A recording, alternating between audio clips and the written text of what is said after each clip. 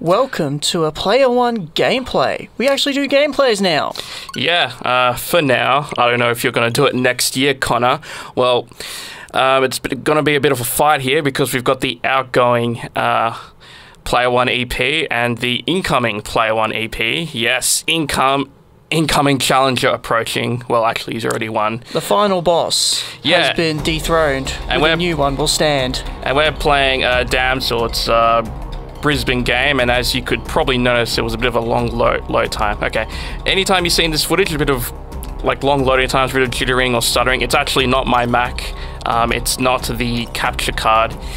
The game is actually like that, so it needs to be patched, I think. So this is we actually saw this game at PAX, and we spoke to the developer. His name was, I think it was Anthony Wood, and yeah, so we did an interview with him. That's on the Facebook page, Player One SYN, and also on the podcast, Player One Podcast. So the artwork is actually inspired by Rayman Legends. And yeah, it's cool. It's quite good. It stars Damsel. She looks pretty cool. Connor, you had a few minutes with it. Hope you enjoyed it. Yeah, it was a perfectly competent game. Nothing more, nothing less, really. It was just you know, I'm sure giving it a bit more time, it'll be a bit more fun with a bit more challenge to it as well. Oh, well, and it gets a lot harder later, as you'll see. So this is I don't know which one you were playing, but this one here I'm playing right now is chill mode. That means that you can't die, so you have unlimited health. You can still lose by killing the hostages, but you won't get killed by the vampires, which is good. So all the levels in the game have I killed a hostage there. You killed a hostage. Yeah, so you can still fail. So, you know, try not to go too gun heavy. It's not one of those kinds of games. It's not like, say, in Dynasty Warriors, we can just go and kill a bunch of people and almost nothing will happen if you go crazy. So the other tasks in the game, like, you know, if a bomb starts a time, you have to obviously deactivate it, otherwise you'll lose as well. But that's not like... Sometimes deactivating the bombs is the actual task of the game. So at the top, it's actually rescue the hostages. In other levels, when rescuing the hostages is not a task, you can still do it to earn more points, but it won't be like it's not like you don't have to do it to complete the level. But of course, if you kill the hostages regardless, in any level, you'll still lose. So yeah, here I go, mission complete. So I had easy. Yeah, so I had the chance to do some of the other tasks like collecting those skulls that you see, or yeah, killing more vampires for more points. Anyway, because this is the campaign mode, there's a bit of a story. I don't know if I really get what's going on, to be honest, but you know, the art looks nice, and I think the dialogue is kind of fun. You know, there's some bad vampires, some organization called Red Mist or something. So now in this story, we have to collect skulls. So I played like the earlier, like I think probably the first few levels of the game where all you did was collect skulls. Yeah. And just casually save hostages and all that. I do kind of like how the numbers on the score just like drop down and actually act as objects. Yeah. Reminds me of Spyro when you collected the gems. Yeah, it's a bit chaotic. So you were playing this in handheld mode. Yeah. I actually think this is actually one of the few games where I think handheld mode is actually not the best way to play it, because there is a lot going on and it can actually be kind of hard to see the hostages in such a small screen. I think I prefer playing this actually not in handheld mode. Even though like the kind of game this is, which is like an arcade shooty, beat 'em up, side scroll, is actually good for the Switch in general, but that's an issue, I think. I don't know how they could possibly fix that. So in this one, you have to crack the safes open. Oh yeah, those canisters poison the enemies. If the enemies are poisoned, they're like covered up in green, and that means that you can kill them in one shot. And if you get rid of those cameras, that will stop more vampires from coming up. You know, it's like camera alert. So how does do you notice any difference in performance in handheld and docked? I haven't noticed any performances because I think, you know, like I said, the stuttering and jittering you see is the game. And that's both in docked and handheld. I personally did not see a difference. Okay, so now I'm just moving on to... I went off from chill mode just then, and now I'm on the normal mode, so you can die in this one. And now I'm on chapter 2 on the story mode. And you can switch between the two at any time? Yeah, pretty much. So for when you do campaign, you have the two files. You know, you create a save file. So the ones so I had one for chill mode and one for the regular mode. There's also like a kind of a hard mode. When the game starts, I'll tell you exactly what that actually entails. Yeah, once again, we got to wait for this. Okay, so the skulls. This one's collect the skulls, this one, but in the hard mode, so you see in the top right, there's like that timer. Yes. So in the hard mode, you have to keep that timer going. Otherwise you lose? Yes, otherwise you lose. So that's the hard mode for you. And I assume that in the regular game, having more, you know, I guess you get a combo for collecting more during that timer.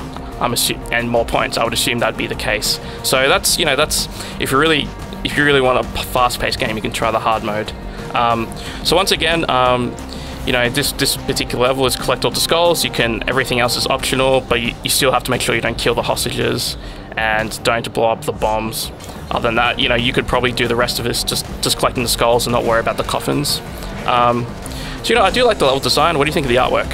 I think it's perfectly fine, really. Yeah. It doesn't necessarily tickle my fancy, but it still looks like a pretty good game. Still looks pretty. I do enjoy the level design. It's nice to do like some tricky trick jumps over it. Yeah.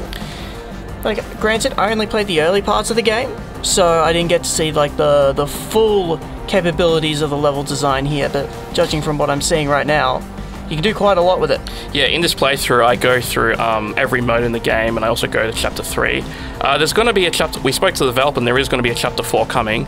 And so I'm definitely keen for that. And, you know, I just want to make it clear that even though I might seem a bit negative on times at this game, it's just, you know, it's the developer himself says it's like a 7 out of 10. And, you know, I want the game to be better. So, you know, my main problems with it is technical aspects. So when the Chapter 4 comes out, I'm definitely going to play it. Because I do enjoy this game. It definitely has that whole, oh, just play one more game. It does have that sort of feel. So yeah, you can shoot, but when you go right up to the enemies and you press the shooting button, you actually just do a melee attack. Okay, so I got all the skulls there. So I got a lot, like, I killed a lot of other enemies and destroyed the coffins and the cameras, so you can see there I got more points. So yeah, I think that'll be the end of the campaign mode, so I'll just go back.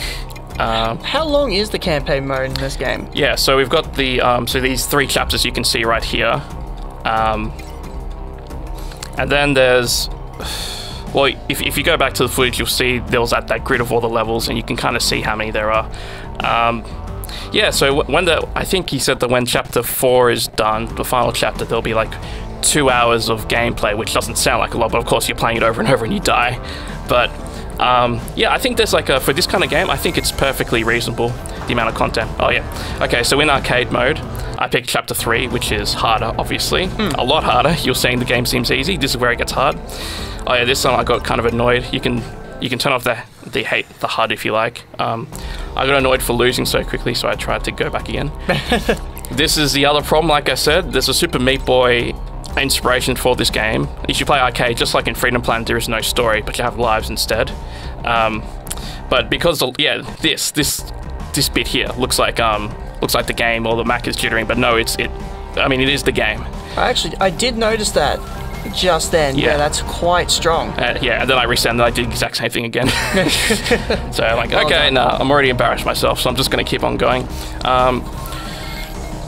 Yeah, so this one's collect the skulls, try not to kill the hostages. Yeah, so I think the amount of content of the game is fairly reasonable. I'm pretty happy with it.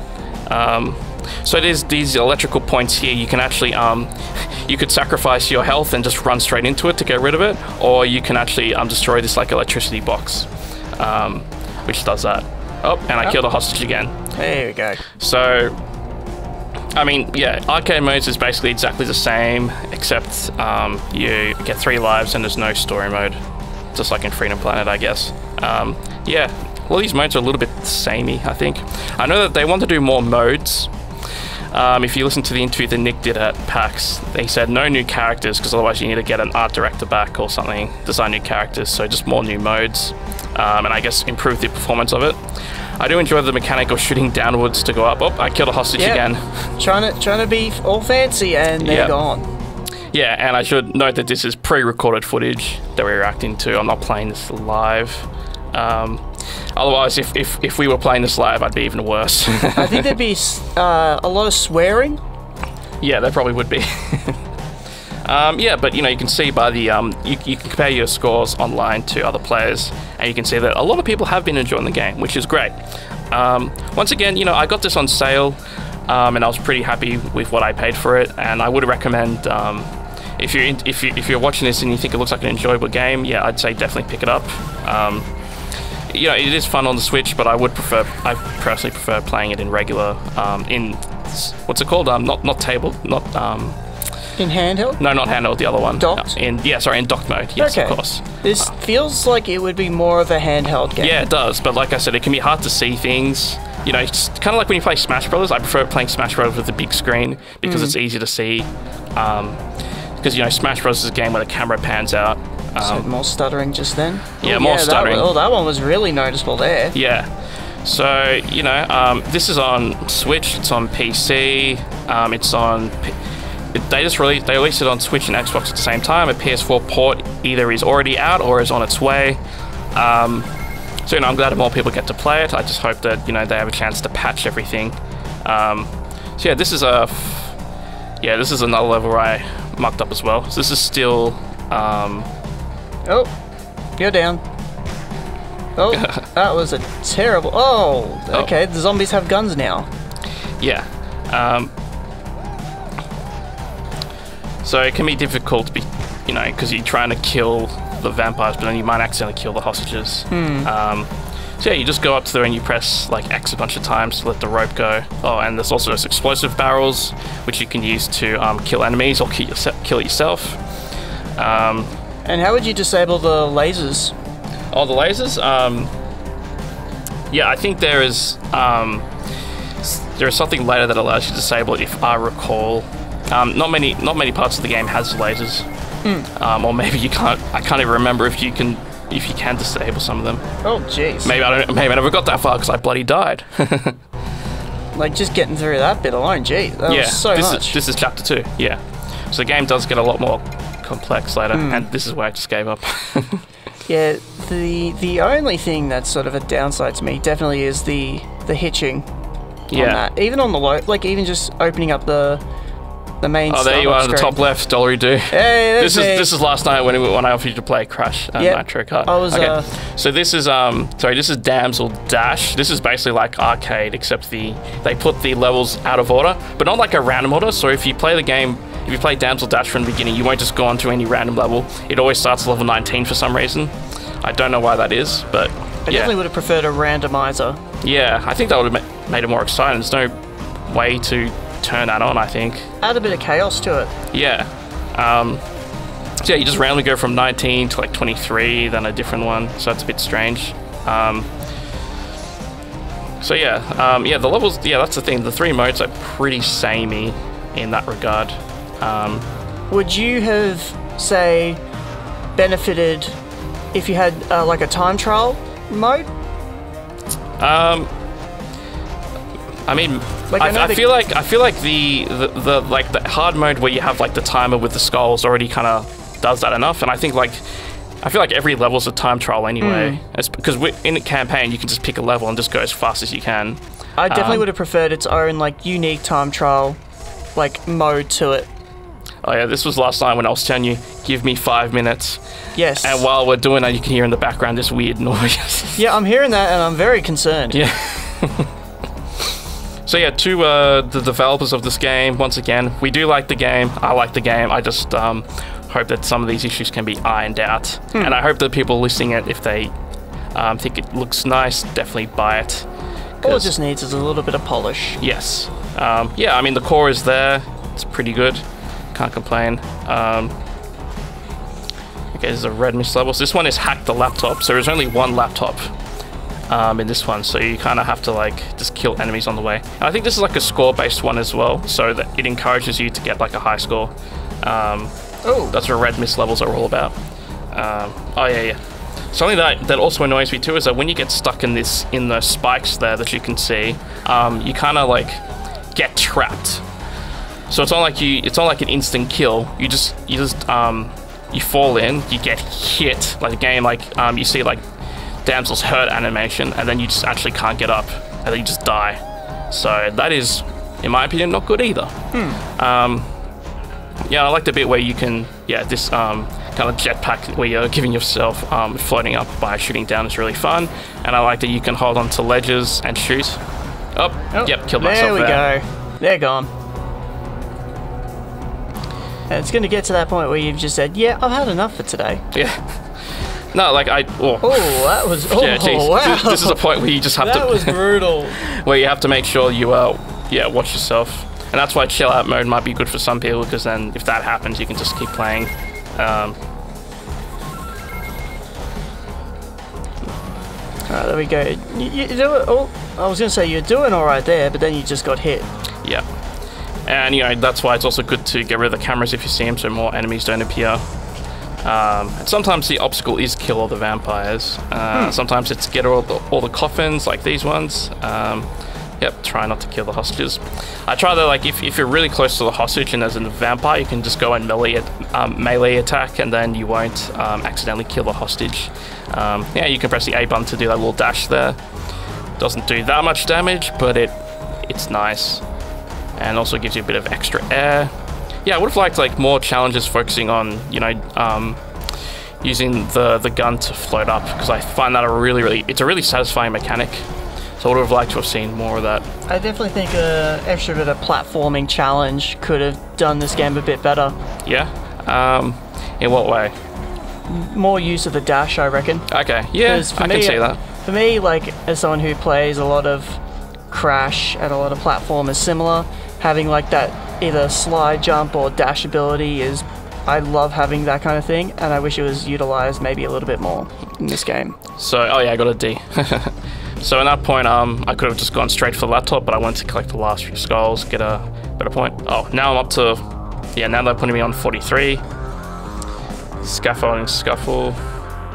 Alright, we've got like 4 minutes of this. Alright, this is a big bloody stage. So even though, once again, the task is kill the vampires, if the timer goes off for the bombs, you have to deactivate them or you lose. Yeah.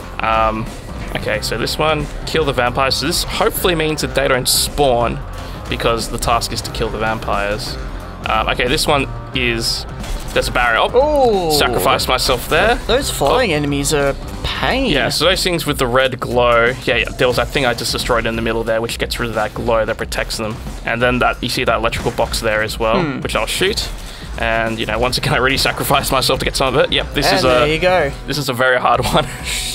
Jeez, that was brutal. Yep.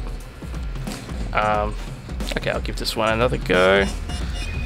So you press X at the right time on those yellow spots for those bombs to deactivate them. Oops, sacrifice myself again. Once again, red glow, electric box gone, and then kill that flag at the bottom, so now the red glow is gone. Whoops. Immediately you're doing a lot better in this particular run. Yep. I also get annoyed of how long she stays down when she gets hit. That's also really annoying too. Is there like a refresh period where you're slightly invincible? I guess when you're down. Really? When you're down, because when I got knocked off, not only was I knocked off, but then I fell into electricity.